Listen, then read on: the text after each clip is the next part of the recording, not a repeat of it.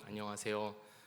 잘 지내셨습니까? 거의 1년 만에 이렇게 인사를 드리는 것 같습니다. 저는 지난 1년 동안 유학을 가기 위해서 필요한 준비들을 했고 또 하나님의 은혜로 모든 준비를 잘 마쳤습니다. 그래서 이제 한 달 뒤에 출국을 앞두고 있습니다. 그동안 저를 위해서 기도해 주시고 또 마음 다해 응원해 주신 성도님들께 진심으로 감사드립니다. 그뿐만 아니라 또 출국하기 전에 이렇게 다시 불러주셔서 말씀을 전할 기회를 주셔서 참으로 감사합니다. 제가 이 자리에 이게 앞에 앉아서 이제 같이 찬양을 하면서 한 가지 이렇게 느낀 게 있습니다. 지난 1년 동안 이렇게 제가 사역을 하지 않고 이제 공부하고 그리고 학교 준비하고 뭐 비자 준비하고 이렇게 유학 준비를 계속 했던 차에 이제 사역을 같이 하지는 못했는데 1년 만에 제가 깨닫게 된 것 뭐냐면 내가 목사구나 하는 것을 다시금 생각하게 되었습니다. 그러니까 참 같이 앉아서 찬양하고 또 이렇게 예배드리고 하는 이 시간이 참으로 더 소중하게 느껴지는 것을 보니 참 너무나 이렇게 감사했습니다. 그리고 내가 목사구나, 하나님께서 나를 목사로 부르셨고 또 계속 그 길을 가게 하시는구나 하는 것이 찬양을 하면서 이렇게 느껴져서 또 너무 감사했습니다. 성령님께서 이 자리에 함께 하여 주심을 믿습니다. 그래서 저와 우리 성도님들 모두에게 이 시간 하나님의 은혜와 사랑을 충만하게 경험하게 해주시기를 소원합니다. 오늘 말씀을 보면 예수님과 제자들이 배를 타고 어디론가 가고 있습니다. 35절 말씀입니다. 그날 저물 때에 제자들에게 이르시되 우리가 저편으로 건너가자 하시니, 그러니까 예수님께서 이 마가복음 4장 내내 무엇을 하셨냐면 말씀을 전하셨습니다. 하나님 나라의 비유를 사람들에게 가르치시고 또 그 이후에는 제자들을 포함한 소수의 사람들을 따로 불러 모아서 비유를 풀어서 설명해 주시고 또 하나님의 나라에 관한 말씀을 가르쳐 주셨습니다. 그리고 날이 저물었습니다. 저녁이 된 것이죠. 예수님께서 제자들에게 저편으로 건너가자 말씀하십니다. 그 이유는 말씀하지 않으십니다. 정확하게 우리가 저쪽 어디로 가자, 우리의 행선지는 여기다 라고 정확하게 말씀하시지도 않습니다. 그저 저편으로 건너가자 라고 말씀하셨습니다. 그렇게 배가 출발했습니다. 예수님은 많이 피곤하셨던 것 같습니다. 하루 종일 이어진 사역으로 인해서 피곤하셨는지 배 고물로 가서 잠을 청하십니다. 36절을 보면 다른 배들도 함께 예수님을 따라왔다라는 것을 보면 굉장히 많은 사람들이 땅에서도 예수님 주변에 있었고 또 배에서도 해상에서도 예수님을 따르고 있다는 것을 우리가 볼 수 있습니다. 그만큼 예수님이 하셔야 할 사역이 굉장히 많았고 또 그로 인해서 예수님께서 많이 피곤하셨습니다. 예수님은 완전한 하나님이시지만 동시에 우리와 같은 완전한 인간이시기 때문에 많은 사역으로 인해 피로를 느끼시고 수면을 취하실 필요가 있었습니다. 한켠에서 예수님께서 이제 주무시기 시작하고 제자들은 그 배를 타고 이제 출발을 합니다. 그렇게 저 건너편으로 향해서 가고 있는데 갑자기 바람이 불기 시작하는 겁니다. 우리 좀 전에 이 드라마 바이블로 우리가 생생하게 이렇게 봤듯이 바람 소리가 휘 들리더니 갑자기 파도가 더 세지기 시작하더니 이제 배가 출렁이기 시작하는 겁니다. 굉장히 강한 바람입니다. 바람이 불고 파도가 거칠어지기 시작하고 이내는 배를 덮쳐버릴 것처럼 파도가 거세지기 시작했습니다. 37절 말씀을 제가 다시 한번 읽어보겠습니다. 큰 광풍이 일어나며 물결이 배에 부딪혀 들어와 배에 가득하게 되었더라. 본래 갈릴리 바다는 오후에 바람이 많이 불고 아침이나 저녁에는 바람이 덜하다고 합니다. 그래서 저녁은 고기잡이를 하기에 비교적 안전한 시간이라고 여겨졌습니다. 제자들도 이것을 알고 있었기 때문에 저녁에 출항하는 것이 그렇게 무리라고 판단하지 않았을 것입니다. 그런데 예상과는 달리 바람이 불고 파도가 높아지고 배가 침몰할 지경에 이른 것입니다. 물결이 배에 부딪혀라는 이 구절에서 부딪혀라는 표현은 단순히 파도가 일렁여서 배를 쳤다 이 정도가 아니라 던졌다라는 의미를 가지고 있습니다. 그러니까 그만큼 파도가 거세서 배를 향해서 그 파도의 물이 던져지는 것처럼, 왜 그 도로에서 차들이 이렇게 웅덩이를 쫙 지나가면 물이 끼얹어지지 않습니까? 그러니까 그런 끼얹는 그 파도가 계속해서 배를 덮쳐왔다는 것입니다. 그 홍천에 있는 오션월드가 있습니다. 가보셨습니까? 제가 지난 여름에 은유를 데리고 우리 가족이 다 같이 간 것이죠. 그 본가 식구들이랑 같이 거기를 가자고 해서 갔고, 또 그 은유를 데리고 제가 그 오션월드에 있는 그 유명한 파도풀이라는 게 있습니다. 2.3m 높이의 파도가 이제 온다는 그 유명한 파도풀에 궁금해서 은유를 데리고 가봤습니다. 차마 현유는 데리고 가지 못하겠고, 그래도 은유는 좀 컸으니까 데리고 가봤습니다. 그래서 사람들이 거기에 많이 있었습니다. 그래서 저도 그 안쪽으로 이 파도를 한번 맛보고자 이렇게 들어가기 시작했습니다. 1m는 이제 뭐 이 정도 되니까 괜찮죠. 근데 1.5m 점점 이렇게 올라옵니다. 그리고 점점 이제 제가 까치발을 들기 시작하더니 1.8m 이렇게 깊숙이 들어가기 시작한 겁니다. 살짝 무서웠지만 그래도 뭐 재밌겠지 하면서 은유랑 같이 그 파도를 기다리고 있는데, 윙 하는 딱 사이렌이 들리더니 그 파도가 그 안쪽에서부터 쫙 시작되는 겁니다. 그 해보신 분은 아실 겁니다. 이게 어떤 느낌이냐면 진짜 눈에서 그 파도가 엄청난 높이로 이렇게 오고 있는 게 보입니다. 그리고 사람들이 장난감처럼 그 파도에 둥둥 이렇게 오면서 웅 떠가지고 이렇게 밀려가는 것이 보이는데, 저도 그 중에 있었습니다. 근데 저는 그냥 재밌을 줄 알았는데 그 파도가 덮쳐오면서 완전 제 머리와 뭐 다 이렇게 숨도 못 쉬고 막 엄청난 그 세기로 덮쳐오는데 막 정신을 못 차리겠더라고요. 저 혼자만 있으면 괜찮겠는데 은유까지 있었으니까 제가 얼마나 그게 두려웠겠습니까? 아, 이거 큰일 나겠다, 한 번 더 했다가는 정말 큰일 나겠다 하면서 허겁지겁 바깥으로 이제 은유를 데리고 나갔습니다. 지금 생각해도 아내랑 얘기하면 너무 아찔합니다. 그걸 왜 그걸 데려갔냐고 하면서. 예. 저야 근데 구명조끼를 입고 놀러 간 것이었지만 그 바다에서 저녁에 깜깜한 밤에 세차게 몰아치는 바람과 그 파도 물을 맞는 제자들의 심정은 어땠을까요? 굉장히 공포스러웠을 것입니다. 제자들은 뱃사람들이 많이 있었습니다. 그래서 바다에서 바람이 부는 상황이 그렇게 낯설지만은 않았을 것입니다. 하지만 전문가인 그들도 당황하기 시작하는 겁니다. 자신들이 도저히 통제할 수 없는 상황이 왔다는 것을 느끼기 시작했습니다. 어떻게든 돛을 조정해서 배의 방향을 바꾸고 배 안으로 들어온 물을 퍼내려고 애를 써봤지만 아무 소용이 없는 것입니다. 배는 정말로 빠르게 가라앉고 있었습니다. 예수님 뭐 하고 계셨을까요?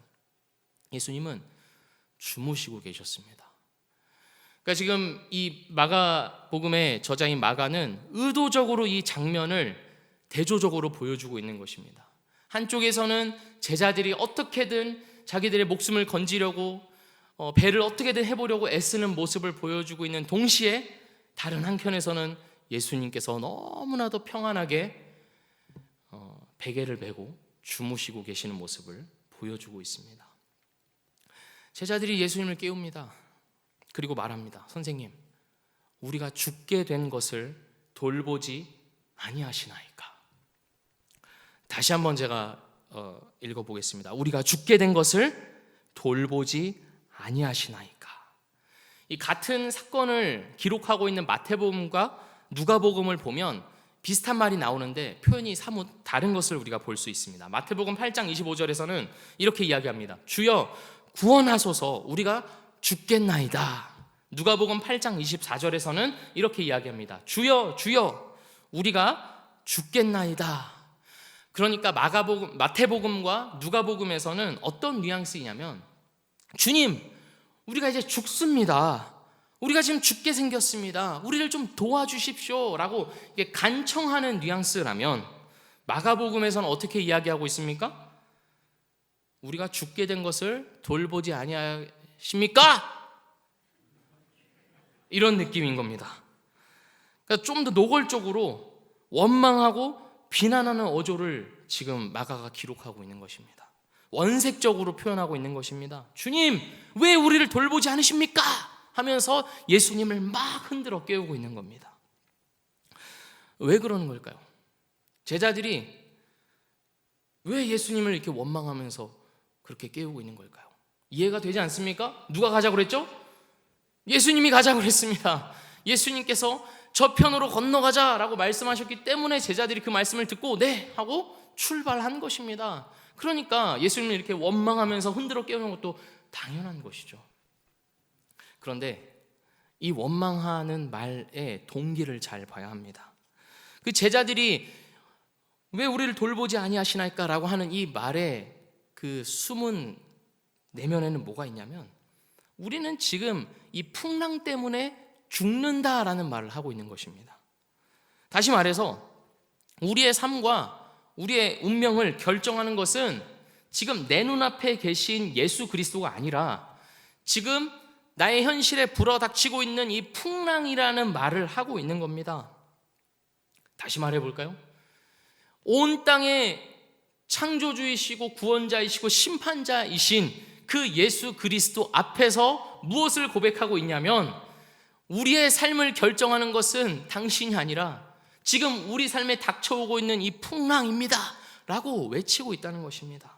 얼마나 아이러니합니까? 마태나 누가와 달리 마가는 이 대목에서 제자들의 불신앙을 드러내고 싶어하는 겁니다.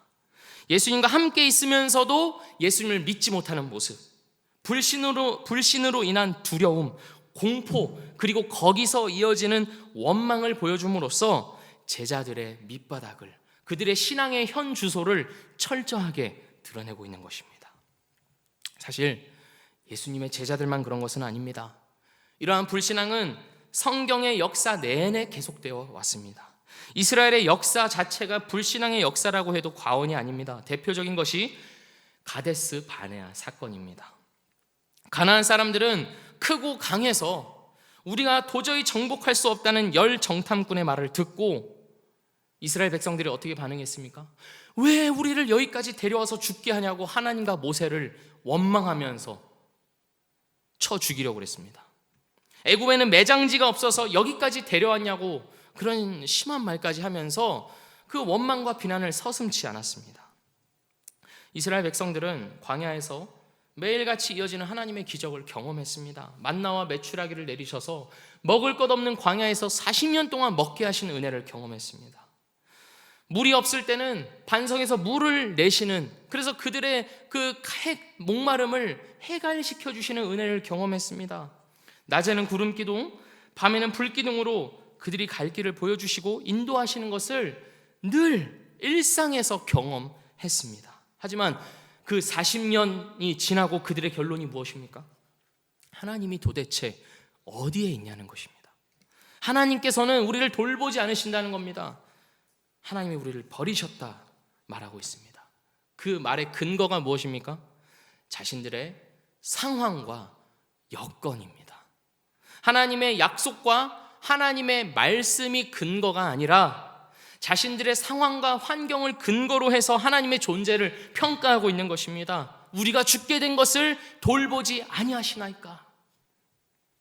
우리가 지금 죽게 된 것을 보니 하나님, 당신은 아무것도 하지 않으시고 아무것도 아니신 분이군요 라는 말을 하고 있는 것이죠.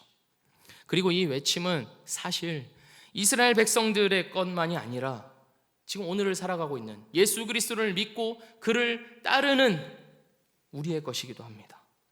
우리 인생에 풍랑이 불어닥칠 때가 있습니다. 인생 자체가 풍랑이기도 하고 때로는 인생에서 우리가 감당할 수 없는 풍랑이 불어올 때가 있습니다. 그것은 우리가 예상했던 것도 있지만 대부분은 예상하지 못했던 곳에서 불어닥칩니다. 제자들이 예상하지 못했던 것처럼 말입니다. 내가 안전하다고 생각했던 바로 그곳에서, 내 평생에 문제가 없을 것이라고 생각했던 바로 그 지점이 나를 곤란하게 하고 문제를 일으키고 어려움이 만듭니다.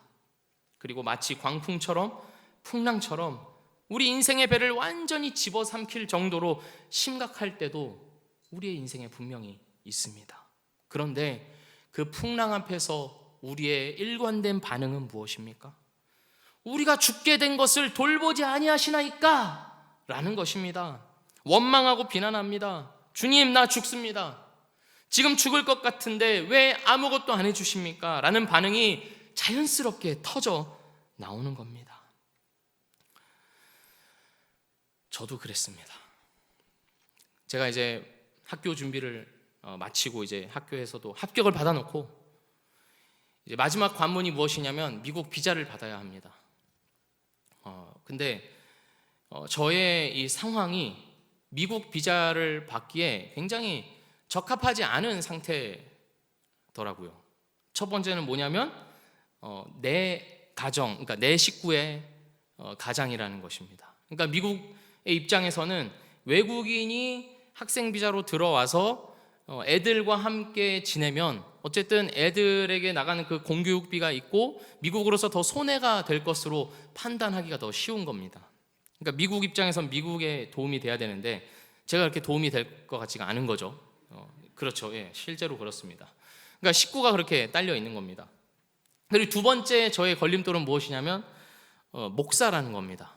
제가 목사이고 신학을 더 공부하기 위해서 이제 미국으로 간다라는 것이 왜 불리한 것이냐면 많은 목사님들이 특히 그 침례교 쪽 학교를 간 많은 목사님들이 그렇게 학생 비자로 가서 눌러앉는 경우가 너무나 많다는 것입니다. 저는 5년짜리 이제 비자로 돌아올 생각을 하고 가는 것이지만 많은 분들이 돌아오지 않았던 것이 데이터로 남아있기 때문에 미국 입장에서는 목사다? 그러면 비자 거절, 돌아가, 줄 수 없어 한다는 것입니다. 그러니까 그거를 이제 듣기만 들었지 제가 실제로 실감할 줄은 몰랐습니다. 제가 7월 기준으로 지난 8개월 동안 밤새서 공부해가지고 영어 시험 준비하고 점수 만들고 그다음에 학교 막 지원하고 막 그런 모든 과정을 8개월 동안 했는데 영사하고 5분 만에 대화를 통해서 거절을 받았습니다. 막 그 네가 그 사역하는 그 교회 미랄교회죠. 미랄교회 성도님들 중 몇 퍼센트가 11조를 하냐 이런 질문을 하니까 제가 당황해가지고 제가 실제로 알지도 못하고 그러니까 막 그냥 얼버무리고 했더니 그때부터 멘붕이 와가지고 제대로 답도 못하면서 이번엔 줄 수 없으니까 돌아가라 라는 거절을 받았습니다. 그러니까 너무나 암담한 겁니다. 8개월 동안 준비했는데 그 5분의 순간에 모든 게 결정되는 게 너무나 억울하고 분하고 하나님께서 지난 시간들을 통해서 다 순적하게 인도해 주셨다고 믿었는데 그런데 아닌가? 라는 생각이 드는 겁니다. 하나님의 뜻이 무엇이지? 하나님의 뜻이 여기 있다고 생각하고 지금까지 왔는데 저에게 불어닥친 그 풍랑으로 인해서 저는 굉장히 어려운 시간을 보냈습니다. 하나님 어디 계십니까? 하나님 살아계신다면 어떻게 이러실 수 있습니까? 하면서 그렇게 눈물로 지새운 적이 많지는 않았지만 있었습니다. 우리가 그런다는 겁니다. 우리의 이 인간의 연약함이라고 하는 것이 늘 그 상황이 그렇게 불어닥치면 풍랑이 불어닥치면 언제 그랬냐는 듯이 하나님을 원망하고 비난하고 그렇게 아주 배은망덕한 태도를 보인다는 것입니다. 그 안에 담겨있는 속내가 무엇입니까? 불신앙입니다. 내 삶의 운명을 결정하는 것은 주님이 아니라 오늘 내가 마주하고 있는 이 현실입니다 라는 고백을 하고 있는 것입니다. 그렇게 고백하는 아주 적극적인 불신앙이 이 외침에 담겨 있는 것입니다. 주님, 왜 우리를 돌보지 않으십니까? 우리가 예수님을 믿는다고 하지만 정작 인생의 풍랑 앞에서 제자들처럼 이렇게 외치고 있다면 우리는 예수님을 믿기는 믿지만 알기는 알지만 어쩌면 예수님을 오해하고 있는지도 모릅니다. 물론 우리는 인생의 어려움과 고통 속에서 주님을 찾아야만 합니다. 주님께 도와달라고 구해야 합니다. 간절히 매달려야 합니다. 하지만 그 매달림이 신뢰에 기반한 것인지 아니면 불신앙에 기반한 것인지 우리는 면밀히 살펴보아야 합니다. 주님, 이거 왜 안 해주십니까? 왜 내 인생에 이렇게 놔두십니까? 주님 살아계신 건 맞습니까? 하면서 두려움과 분노로 반응하고 있다면 우리는 예수님을 오해하고 있는 것이고 더 나아가서 예수님을 모르는 것입니다.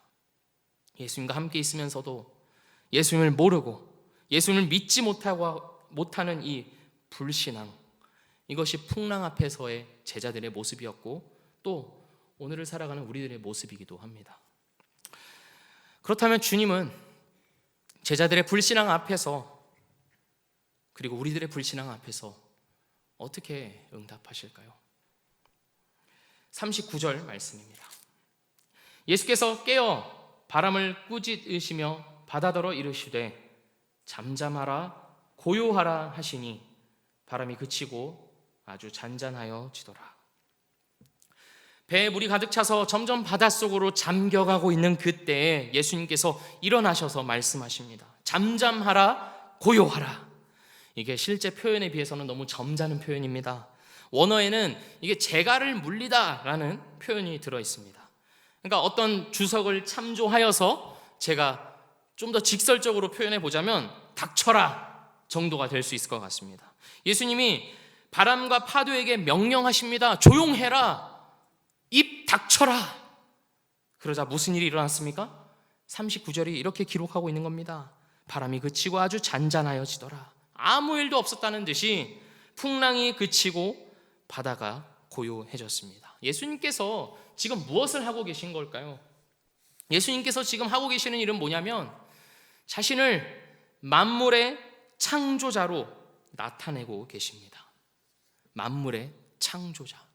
바다를 꾸짖어 잠잠케 하시는 그 예수님의 권위가 곧 창조주 하나님의 권위이심을 제자들에게 또 우리들에게 보여주고 계시는 겁니다. 구약에서 하나님은 물을 다스리시는 분으로 많이 묘사되었습니다. 시편 104편 7절을 보면 주께서 꾸짖으시니 물을 도망하며 주의 우레소리로 말미암아 빨리 가며, 89편 9절을 보면 주께서 바다의 파도를 다스리시며 그 파도가 일어날 때에 잔잔하게 하시나이다.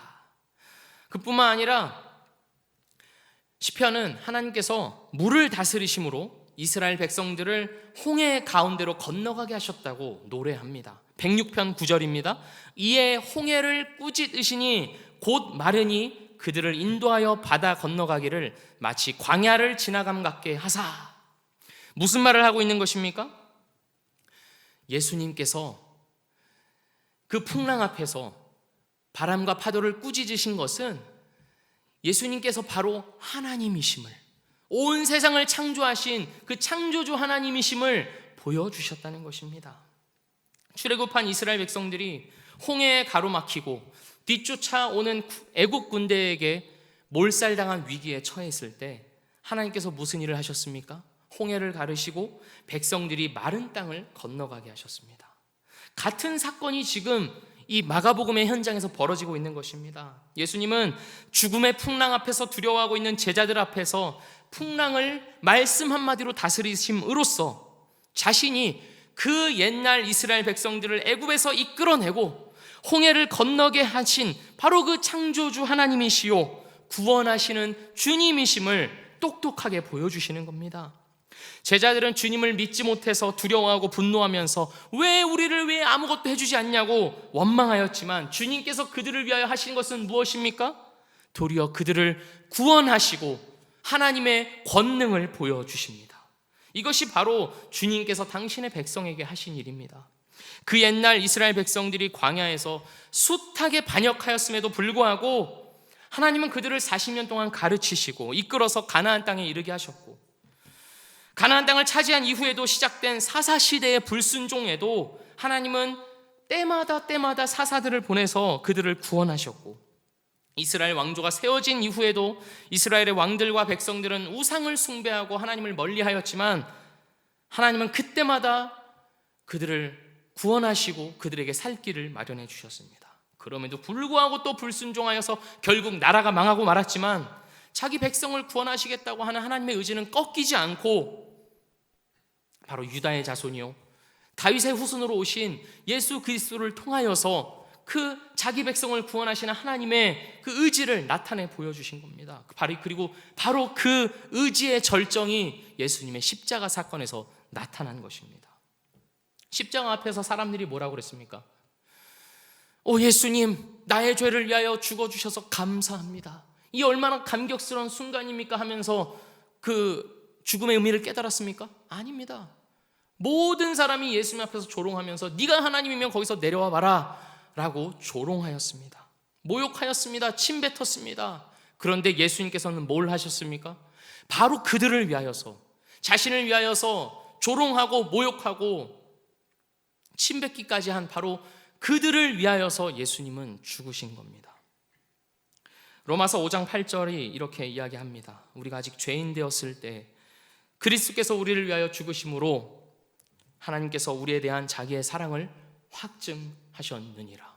언제입니까? 우리가 주님을 찾고 믿고 의지할 때였습니까? 그렇지 않습니다. 우리가 아직 죄인 되었을 때, 하나님을 하나님이라 부르지도 못했을 바로 그때에 오히려 불순종하고 불신앙으로 일관하고 멀리하였을 바로 그때에 하나님은 우리를 위하여서, 우리의 구원을 위하여서 자기의 아들을 내어주시고 그 십자가에서 모든 피를 쏟으면서 죽으신 것입니다. 이렇듯 주님은 자기 백성에게 늘 신실하셨습니다. 원망하는 그들을 내치지 않고 믿음 없는 그들을 포기하지 않고 하나님을 보여주시고 그 삶에 개입하셔서 하나님을 경험하게 하시고 그들의 믿음을 불러일으키십니다. 우리의 인생에도 마찬가지입니다. 지독하게도 하나님을 찾지 않고 하나님을 의지하지 않고 늘 돌변하여서 내 욕심과 욕망을 우선하여서 하나님보다 나를 더 우상 숭배하며 섬기는 나의 삶에 하나님은 찾아오셔서 풍랑을 허락하시고 그 풍랑 가운데서 하나님을 더욱 보여주시고 깨닫게 하여 주시고 하나님을 가르쳐 주시고 우리의 믿음을 자라게 하시는 겁니다. 우리의 일생이 예수 그리스도를 믿은 이후부터의 우리의 일생이 이렇게 흘러오지 않았습니까? 하나님 앞에 신실하지 못하였던 우리의 삶 가운데 하나님은 늘 인생의 풍랑을 허락하셔서 하나님을 바라보게 하시고 하나님을 보게 하시고 나의 믿음을 더욱더 자라게 해오셨던 것입니다. 사랑하는 미랄교회 성도 여러분, 이러한 주님의 신실함과 사랑에 대해서 우리의 반응은 어떠해야 할까요? 41절 말씀을 우리가 함께 읽어보겠습니다. 그들이 심히 두려워하여 서로 말하되 그가 누구이기에 바람과 바다도 순종하는가 하였더라. 제자들 사이에서 예수님의 존재에 대한 질문이 시작되었습니다. 그가 누구이기에? 예수님을 보기는 보았지만 예수님께서 병자들을 고치시고 귀신들을 내어 쫓으시고 수많은 이적들을 행하시는 그런 굉장한 일들을 일으키시는 것을 보았지만 예수님은 제자들은 묻지 않았습니다. 그가 누구이기에? 예수님이 어떤 분이신지, 자신에게 있어서 예수님이라는 존재가 어떤 분이신지를 묻지 않았지만 이렇게 풍랑을 경험하고 풍랑 가운데 허락하신 그 구원을 경험하고 난 이후에는 이 질문이 시작된 겁니다. 그가 누구이기에? 사랑하는 우리 미랄교회 성도 여러분, 이 질문은 우리가 평생 우리 삶 가운데 던져야 하는 질문인 줄로 믿습니다. 예수님은 누구이신가? 내가 예수님을 처음 믿고 고백하였을 그 순간뿐만이 아니라 우리의 삶이 하나님 앞에 서게 되는 그날까지 우리는 이것을 물어야 하는 겁니다. 예수님, 그는 누구인가? 나에게 있어서 예수님은 어떤 분인가? 하는 이 질문이 계속되어야 하는 겁니다. 그리고 제자들은 예수님을 두려워하기 시작했습니다. 그저 능력이 많은 한 인간이 아니라, 대단한 분이 아니라 그분이 바로 하나님이심을 알게 되었습니다. 하나님 앞에서의 합당한 반응, 하나님을 두려워하고 하나님을 경외하는 그 마음이 제자들 마음 가운데 시작된 것입니다. 정말 공포스러운 존재로서 너무나 두려워서 내가 얼굴도 쳐다보기가 힘들다 하는 어떤 그런 두려움이 아니라 그 영광스러운 존재에 대한 거룩한 두려움이 제자들 가운데서 시작된 겁니다. 40절에서 예수님은 너무 의문스럽게 물어보십니다. 어찌하여 이렇게 무서워하느냐? 너희가 어찌 믿음이 없느냐? 라고 물으십니다. 그러니까 제자들이 그 전까지 두려워했던 것은 무엇입니까? 풍랑이었습니다. 그게 너무 무서웠습니다. 그것들이 자기들의 삶을 삼켜버릴까봐, 죽을까봐 너무 두려웠습니다. 무서워했습니다. 그런데 그들이 진짜 두려워해야 할 분을 인식하고 나자 이제 풍랑은 잠잠해지기 시작한 겁니다. 풍랑과 파도를 단번에 제압하실 수 있는 능력을 가진 예수님을 두려워하기 시작한다면 우리 삶 가운데서도 다가오는 그 풍랑이 두렵지 않게 될 줄로 믿습니다. 우리의 풍랑은 무엇입니까? 우리의 삶에서 우리의 마음을 극도로 불안하게 하는 것은 무엇입니까? 무엇이 우리를 초조하게 하며 무엇이 우리의 마음을 애타게 합니까? 그 풍랑 앞에서 우리가 봐야 할 것은 무엇입니까? 풍랑 그 자체가 아니요, 풍랑을 잠재우시는 주님, 풍랑을 말씀 한마디로 잠잠하게 하실 수 있는 주님이심을 믿습니다. 그분을 우리가 바라봐야 하는 것입니다. 그리고 그분을 바라볼 때 우리 삶에 닥쳐오는 풍랑은 더 이상 풍랑이 아니요, 하나님 앞에서 우리의 믿음이 자라게 하는 재료로서, 도구로서 사용된다는 것을 깨닫게 될 것입니다. 베드로를 보십시오. 이 사건에서, 마가복음에 기록된 이 사건에서 제자들은 모두가 두려워하고 벌벌 떨고 어쩔 줄을 몰라 했습니다. 그러나 시간이 지나자 오늘 우리가 마지막에 부른 찬송에서도 기록되어 있듯이 이러한 일이 한 번 더 일어납니다. 마태복음을 보면 풍랑이 시작되고 제자들이 밤 사경까지 또 살아남으려고 열심히 노를 젓고 이렇게 살아보려고 하는 중에 예수님께서 저 멀리 바다를 걸으시면서 다가오시는 겁니다. 베드로가 그것을 보고 깜짝 놀랍니다. 제자들이 모두 귀신이라고 하면서 막 소스라치는데 예수님께서 난이 두려워하지 말라 말씀하십니다. 제자들이 베드로가 그 말을 듣고 어떻게 반응합니까? 주님이시면 나로 명하사 바다를 걸어가게 하여 주십시오. 예수님께서 오라 말씀하십니다. 베드로가 그 자리까지 간 겁니다. 처음에 이 풍랑을 경험했을 때는 두려워서 어쩔 줄을 모르고 벌벌 떨었지만, 주님을 원망하기까지 하였지만, 이제 시간이 지나서 믿음이 자라서는 어떻게 되었습니까? 주님의 말씀을 듣고 바다 위에까지 서는 그 믿음의 자리에 이른 것입니다. 물론 빠졌지요. 다시금 풍랑을 바라보니까 무서워서 빠졌습니다. 그러나 그렇게 성장하였던 것입니다. 사랑하는 미랄교회 성도 여러분, 우리가 이렇게 나아가야 할 줄로 믿습니다. 풍랑 앞에서 풍랑을 두려워하지 아니하고 풍랑을 잠잠케 하시는 주님을 바라보는 실력을 키워야 할 줄로 믿습니다. 우리는 늘 풍랑이 잠잠해지길 바랍니다. 내 삶에 닥쳐온 이 풍랑이 잠잠해지고 나를 괴롭게 하는 것들이 더 이상 없기를 바라지만 그것은 멈춰지지 않을 것입니다. 왜냐하면 주님이 그 풍랑을 허락하심으로써 우리의 믿음을 자라게 하시는 것이기 때문입니다. 우리가 자라야 하는 것이고 우리의 믿음이 더욱더 성장하여서 주님과 함께 그 바다를 걸어가야 하는 것입니다. 사랑하는 성도 여러분, 그렇다면 우리에게 남겨진 것은 무엇입니까? 더 이상 내 상황으로 내 삶을 판단해서는 안 됩니다. 근거를 주님의 말씀에 두어야 하고 주님의 약속에 두어야 합니다. 내 삶에 풍랑이 일어났다면 그것은 주님을 볼 기회가 생긴 것입니다. 주님께서 자기 자신을 보여주시기 위하여서, 구원하시는 은혜를 보여주시기 위하여서 내 삶에 개입하신 것입니다. 그러니 우리는 기뻐함으로 주님을 더욱 바라봄으로 바다 위를 걷게 하여 주십시오, 이 풍랑 가운데서 주님을 더욱 보게 하여 주십시오 라고 기도하며 나아가야 할 줄로 믿습니다. 이 모든 것들이, 인생에서 우리가 마주하는 모든 것들이 우리의 믿음을 자라기 위한 것입니다. 내 믿음을 자라게 하시려는 하나님의 손길입니다. 풍랑은 하나님께서 멈추게 하시려면 멈추게 하실 겁니다. 그러나 그것보다 더 중요한 것은 주님을 보는 것이기에 우리 삶에 이 풍랑이 허락된 것입니다. 사랑하는 성도 여러분, 이것을 기억하십시오. 주님은 모든 풍랑을 이미 잠잠케 하셨습니다. 죽음의 풍랑까지도 이미 제압하셨습니다. 십자가 위에서 주님께서 죽으신 것은 죽음이 더 이상 우리에게 권세를 가질 수 없다는 것을 의미합니다. 부활하심으로써 그것을 증명해 보이셨습니다. 그러니 우리가 성도로서 이 땅을 살아가면서 무엇을 두려워하겠습니까? 무엇이 우리와 하나님과 사이에 끊을 수 있겠습니까? 우리는 오직 주님 한 분만을 바라보며 우리에게 주어진 이 삶을 묵묵히 걸어갈 뿐입니다.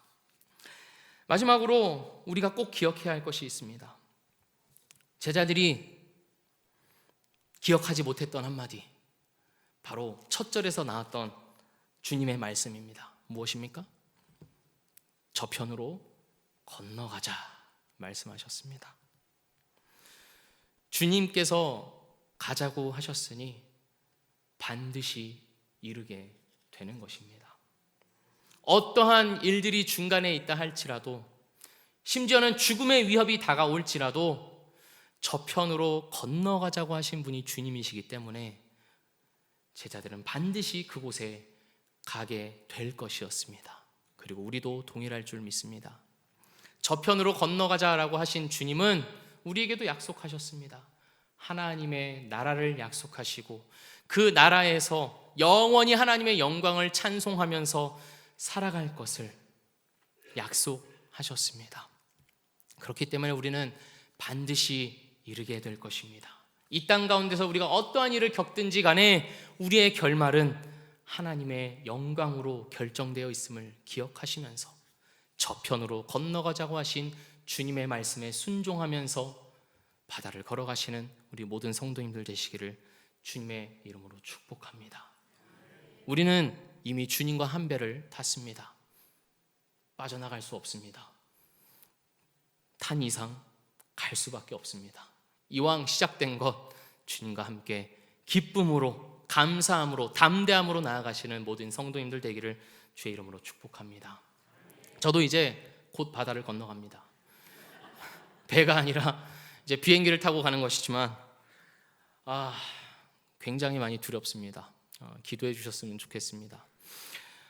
어떤 일들이 있을지도 모르고 또 전혀 앞을 알 수 없는 그 상황 가운데 던져 넣는 것 같습니다. 그러나 또 주님께서 그 모든 시간을 통하여서 주님의 선하심을, 주님의 인도하심을 또 베풀어 주실 것을 기대합니다. 이런 저를 위해서 또 기도해 주시고 또 우리 미랄교회 안에가, 미랄교회 전체가 주님의 인도하심을 더욱 소망하면서 나아가기를 주의 이름으로 축복합니다. 기도하겠습니다. 하나님 아버지, 감사합니다. 우리는 늘 주 앞에서 불순종하고 불신앙으로 일관하여 주님을 원망하였지만 주님은 이런 우리를 위하여서 구원의 손길을 예비하시고 허락하여 주셨습니다. 하나님, 그리스도인으로서 이 땅을 살아가는 것이 녹록지가 않음을 고백합니다. 어렵고 풍랑이 늘 다가오고 신앙을 지키면서 살아가는 것이, 믿음을 지키며 살아가는 것이 참 고단할 때가 많습니다. 그러나 주님, 그 모든 것들이 합력하여서 선을 이루고 있음을 바라보게 하여 주시옵소서. 우리는 결코 실패하지 않으며 결코 망할 수 없으며 결코 가라앉을 수 없으며 결국에는 주님께서 약속하신 하나님의 나라, 하나님의 영광에 이르게 된다는 것을 믿음으로 더 바라보면서 나아가게 하여 주시옵소서.